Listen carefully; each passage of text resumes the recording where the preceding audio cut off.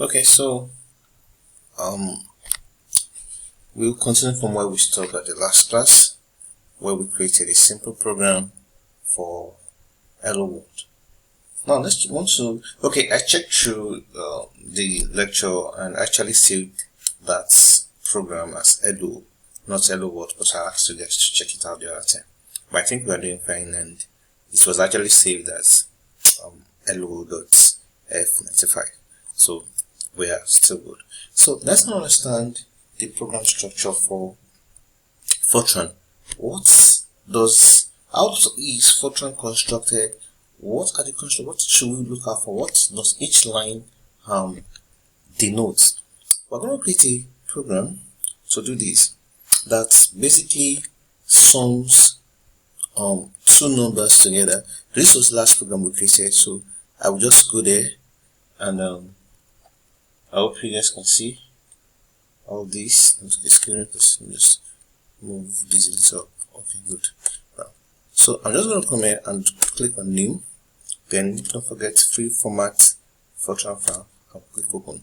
So we have another page open. So I want to create a program that sums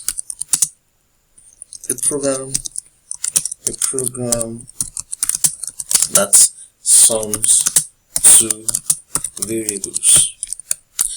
That's what I want to create. And now, we're going to be a little more detailed in this particular video. So, like we did for the first video, we need to create a program name. Let's call it sum of two variables.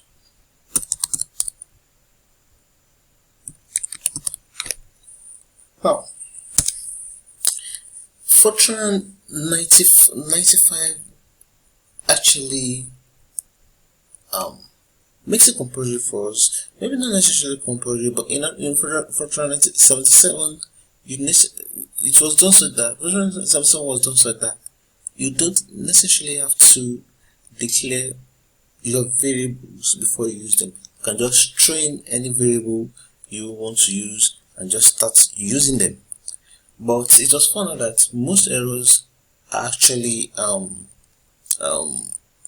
incurred due to undeclared variables and variables just flying around and like so. Fortran 95 introduced something called implicit none. Now, implicit none means that we are declaring variables explicitly. So that means that if there's a variable that we are trying to use and we did not declare, it's going to warn us. It's going to let us know. It's going to force us to actually declare all our variables. Now, we can then do something. Let's just say, next thing, obviously, after we told the system that we want to declare all our variables explicitly, is to then declare our variables explicitly. For now, let's just declare them as real. Real means that we're saving them as real numbers. You may read up more on real numbers if you like to know more about them. But basically, the mean floating point numbers. Fortran would normally, by default, save our real numbers to 6 decimal points. Please know that. Save our numbers to up to 6 decimal points. But if you need more, we can actually still tell Fortran that 6 decimal points isn't enough, it should add more. But just know that by default, 6 decimal points is what Fortran will save our variables with. So let's call variables. Let's call it first. Obviously, we're going to have two numbers. We want to add two variables. Let's call the first one x. Let's call the second one y. And obviously, we need to grab the answer. We need to save the answer somewhere. Let's call it result. Oh, okay, result is actually a reserved, so it's not going to be a good idea to use result here. I just call it answer then. Obviously, yeah, good answer. I need because it showed up blue. Blue will mean that actually the word is part of the semantics, part of the okay, in automated share is coming to my mind now. Part of the alphabet of this particular language. So now since we are good with X, Y answer. So now let's put a comment here. This comment, this line defines the title of our program. Now this line defines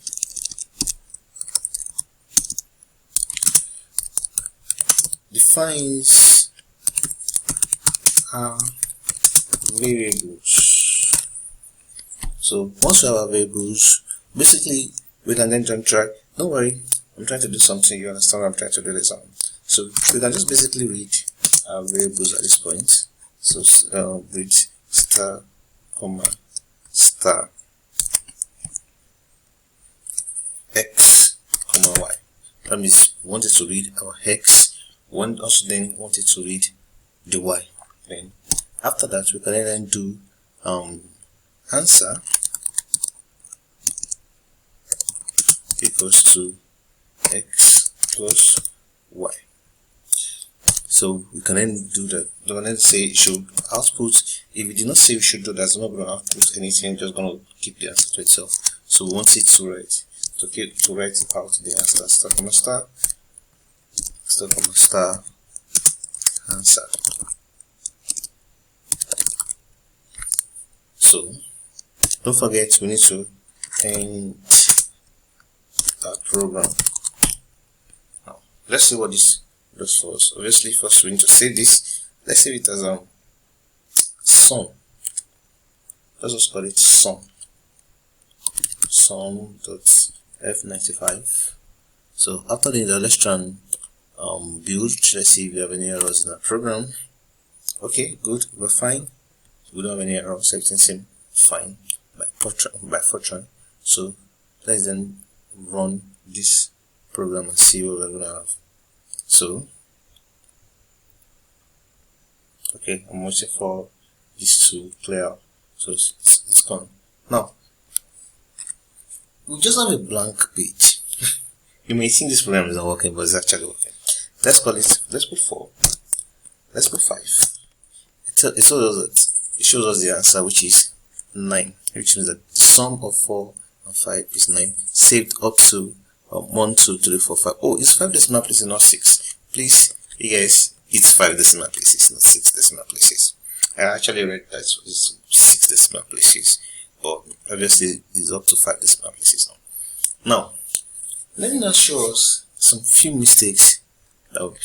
Our program is not user friendly at all, because when the program, we didn't even know what we were expecting. We weren't sure if the program is working. We just know that it just showed up and no. Let's do some little bit of tweak. Oh, please let me just comment on this other sites. So yeah, we're gonna have this line reads the input variables from the default input device. I'll explain this later on, please. Now this line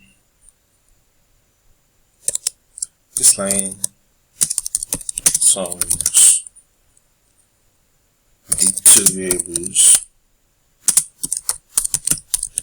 and stores the answer in answer and stores the answer in answer, basically. This line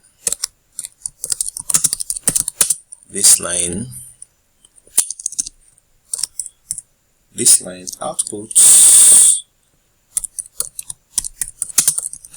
the answer. I can review this. This line sums the two variables and stores the sum. Stores the sum in the memory location called answer. Yes, that's what that line does. Then this line, excuse, I'm sorry about that. This line ends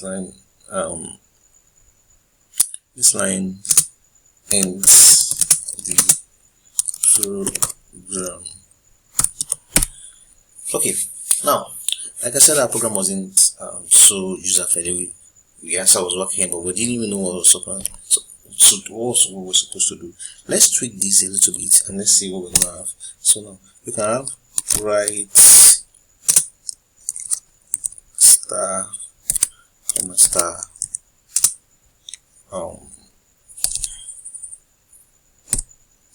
please impute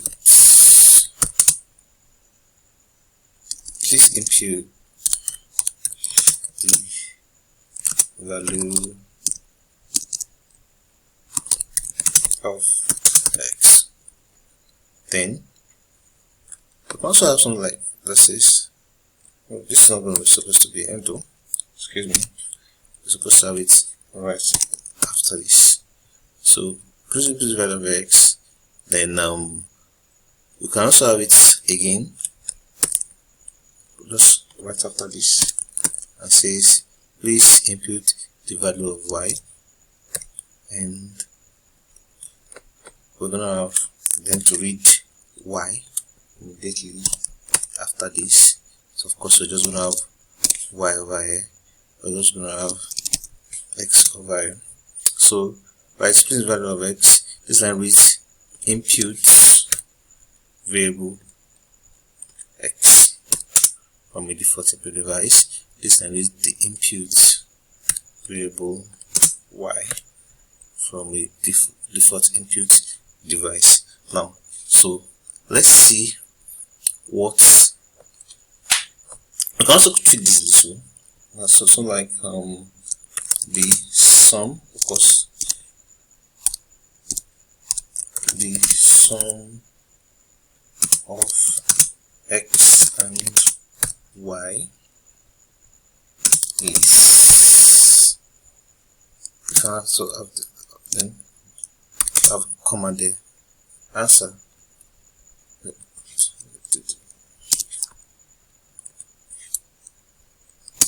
Put the answer. So I think we're good. We can save this. Then after saving, we'll need to rebuild. We'll find there are no errors. So let's run. Let's see.